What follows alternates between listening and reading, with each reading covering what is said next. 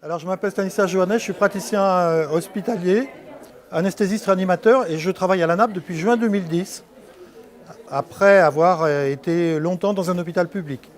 Deux défis. Le premier, c'est d'arriver à convaincre les patients eux-mêmes, parce que je trouve qu'un certain nombre de patients, soit par fatalité, soit par ignorance, n'osent pas revendiquer un partage dans leur prise en charge avec les professionnels de santé. Et évidemment, le deuxième défi, c'est d'arriver à convaincre les professionnels de santé que profiter, je dis bien, de l'expérience du patient va améliorer leur pratique et que de ce fait, tout le monde va être gagnant, et en termes de qualité et sécurité des soins, et en termes de qualité de vie au travail, y compris pour les praticiens, et également pour le fonctionnement de la structure et son efficience.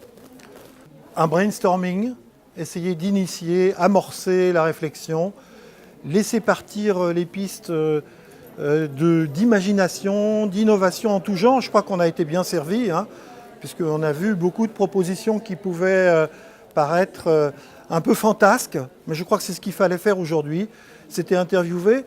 Si j'avais un petit regret à formuler, j'ai trouvé qu'il n'y avait pas assez de professionnels de santé de terrain, c'est-à-dire des infirmières, des aides-soignantes et puis aussi des praticiens comme moi.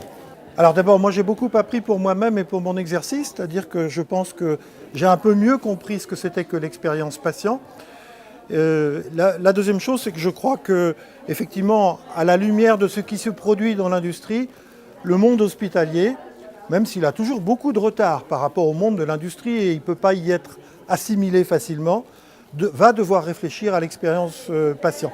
Et je pense que des initiatives comme celle-ci, si elles sont relayées, si elles sont médiatisées, si elles sont communiquées dans les milieux professionnels, est de nature à faire avancer le chemin. Ce chemin sera long, c'est évident, parce que d'abord, il y a le scepticisme, mais je pense que ce scepticisme, on arrivera à le vaincre.